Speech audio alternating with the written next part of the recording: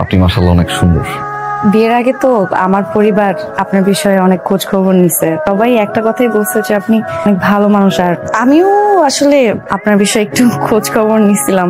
কি খোঁজ খবর নিলেন? আগে কখনো প্রেম করছেন কিনা, ছেঁকা টেকা খাইছেন কিনা। আপনার কাছে কি একটা জিনিস চাইতে পারি?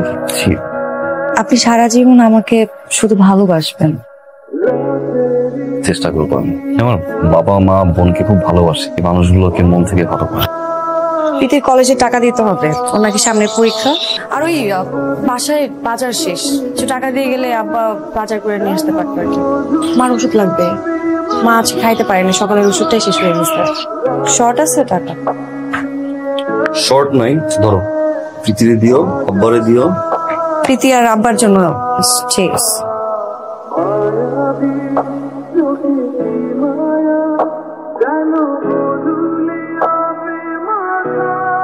ফারুক সাহেব, বস আপনাকে জরুরি তলব করছেন। আজকে কিন্তু 10 মিনিট লেট করে আসছেন।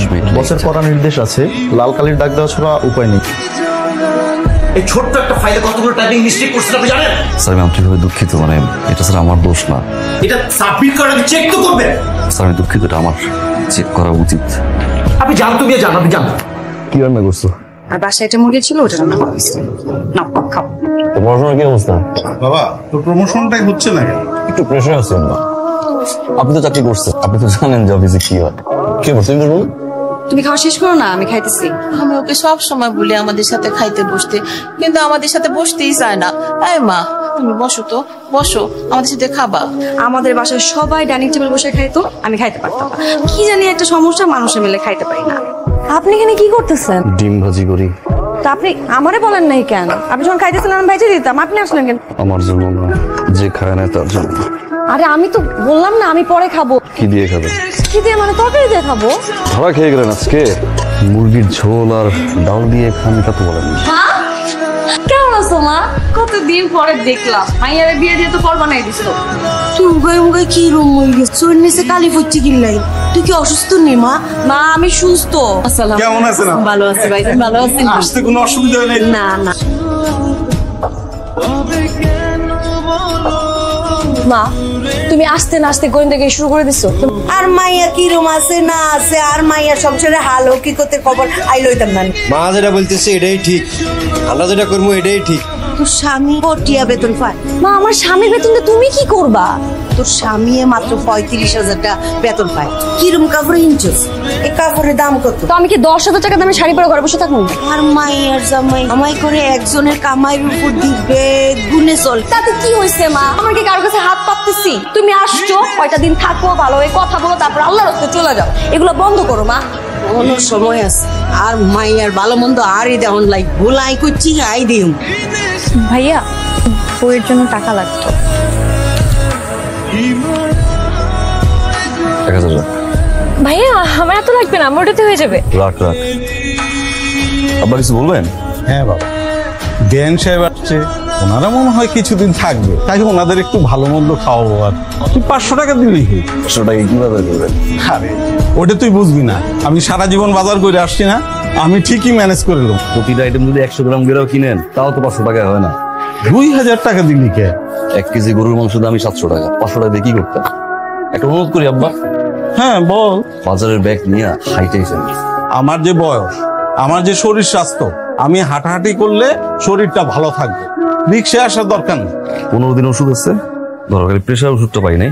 আপনি 2 এসে লিখে দিতেছি যে কোনটা কোন সময় খাবা।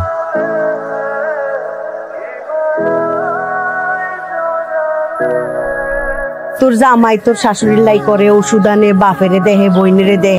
মা বাবা বোন এদের জন্য করবে না। অত বেশি বেশি করবো কিল্লাই? হ্যাঁ হ্যাঁ, তারা তো গ্রামের বাড়িতেও থাকতে পারে। গ্রামের বাড়িতে থাকলে খরচ বাঁচে যায়। 5-7 হাজার টাকা গ্রামের বাড়িতে দিলেই তো ওই যায়। তুই অন্তন তোর জামাইরে কবি মাসে 5,000 টাকা যেন দেয়।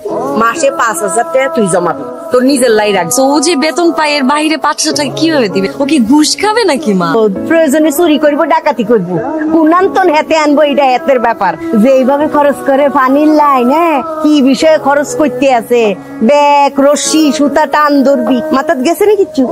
তোর জামাই কর শখ করে কোনো সময় কইছিনি বাচ্চা কাচ্চা নেওয়া না কথা? কইছিনি? কিল্লে কয় না, এটা জানোস কি? বাচ্চা কাচ্চা হেতে পালবো কেমনে? হেতে তো মা বাপ বোন পালতে পালতেই অস্থির। মা ডাকুন তো মনে করে না।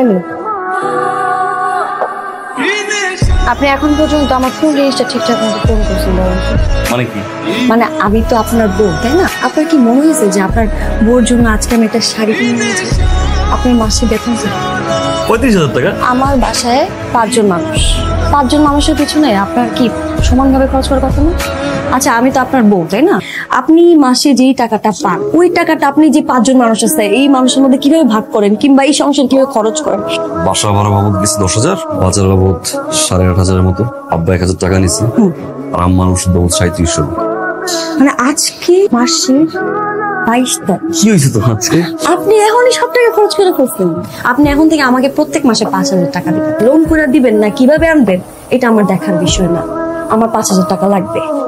দিলাম, খুশি? আমার মামা ঠিকই বলছিল। কি বলছে মামা? মামা কি বলছে এটা বড় কথা না, মানে আপনি সবার খরচ নিয়ে ভাবলেন, আপনার বোর কথা ভাববেন না? আপনার মা, আপনার বাবা, আপনার বোন, আপনার মা বোন সবকিছু। মালিয়া আসতে কথা।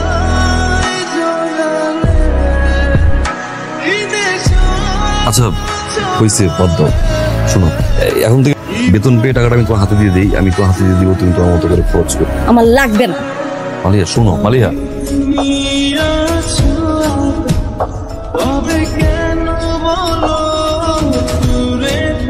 কোন সময় থেকে সরি বলতেছি, বারবার বলতেছি, এরকম রাগ করে থাকলে কোনো সমাধান হচ্ছে? আপনি সমাধান চান? আমি চাই, বলো আমাকে, বলো কি করতে হবে। আমি আর আপনি এই শহরে থাকবো, আপনার বাবা মা আর বোনকে গ্রামে পাঠাই দিই। গ্রামে তো ছোটখাটো একটা বাড়ি আছে, তাই না? সেখানে থাকলো সমস্যা নাই তো। তাহলে আমাদের যে সেভিংস এর যে প্রবলেমটা ছিল ওইটা সমাধান হয়ে গেল। সেভিংস করার জন্য আমি আমার মা বাবা বোনকে আমি গ্রামে পাঠিয়ে দিব?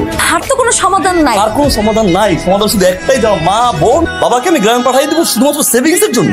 আর আমি যে পরিমাণে কষ্ট করি শুধুমাত্র আমার ফ্যামিলির জন্য, এই ফ্যামিলিকে আমি গ্রামে বাড়ি পাঠিয়ে দিয়ে আমি এখানে থাকবো? আমার মা এই মানুষটা অসুস্থ থাকে কিন্তু কোনো শ্বাস পর্যন্ত বলে না যে সে অসুস্থ। তোমার কাছে যদি মনে হয় যে তুমি কোনোভাবে থাকতে পারতেছো না, আমার মনে হয় আমি কথা বলতেছি, আপনি কি তোমার যদি মনে হয় তুমি কোনোভাবে থাকতে পারতেছো না, তুমি তো বাড়িতে যাও। আমি বাড়ি ছেড়ে চলে হ্যাঁ, তুমি চলে যাও। মা আমি এই সংসার করব না মা, চলো মা চলো। আমার মনে হয় তোমাদের যাওয়ার আগে আমার কিছু কথা বলা উচিত এবং তোমাদেরও শোনা উচিত। আমি খুব সকালে ঘুম থেকে ঘুমাইতে ইচ্ছা করলো, ঘুমাইতে পারি না। তাড়াতাড়ি রেডি হয়ে সোজা চল যাই বাস স্ট্যান্ডে গিয়ে মামা 25 টাকার টিকিট কাট। বাস আসে তো আসে, অফিসের সময় আছে মাত্র 30 মিনিট, দৌড় দিয়ে ঝুলে যেতে হয়। আমি কিন্তু পারতাম না একটা সিএনজিতে যেতে, আমি যাই না। কেন যাই না মা জানে? কারণ আমি যদি সিএনজিতে বা ট্যাক্সিতে করে যাই 2500 টাকার মতো লাগবে, অফিস যাওয়ার পর 9 ঘন্টা অনেক প্রেশার সহ্য করতে হয় আমার। 19 থেকে 20 হয়ে গেলি বসের চারি, কিন্তু কিচ্ছু বলতে পারি না। কেন জানে? আমি একজন মধ্যবিত্ত, তাই অফিসের 35,000 টাকা দিয়ে আমার পুরো সংসার চালাতে হয়, অনেক কষ্ট আমার করতে হয়। তোমার ফ্যামিলি নিয়ে আমি সুখে ছিলাম মামা। আমি যখন একটা শপিং মলে যাই, একটা দামি শার্ট দেখে আমার খুব ইচ্ছা করে যে আমি আমার বাবার জন্য কিনি, একটা শাড়ি দেখে ইচ্ছা করে আমার মায়ের জন্য কিনি, আমার বউয়ের জন্য কিনি, কিন্তু কখন ইচ্ছা করে না মামা নিজের জন্য কিনি। কেন জানেন? আমি একজন মধ্যবিত্ত, তাই আমার স্বাদ আছে সাধ্য নাই। দামি জিনিস ঠিকই দেখেও না দেখার ভান করি। কেন জানেন? আমি একজন মধ্যবিত্ত। আমি 11 মাস সুখে ছিলাম, তবে এখন আর সুখে নাই। যে ঘরটাকে আমার স্বর্গ মনে হতো না, সেই ঘরটাকে এখন আমার নরক মনে হয়। কেন মা জানেন? আপনি এবং আমার প্রচন্ড বেয়াদব মামা সুন্দর মতো করে কেড়ে নিছে। এত কষ্ট করে অফিস করে বাসায় যখন আসে, শার্টের বোতাম খোলার আগে আপনার মেয়েকে আমার হিসাব দিতে হবে। আমার 35,000 টাকা কোথায় যায়? একজন মধ্যবিত্ত কখনো কাঁদতে পারে না, কারণ তার কান্না শোনার জন্য কেউ থাকে না। তুমি যদি যেতে চাও যাও, আমার কোনো আপত্তি নেই।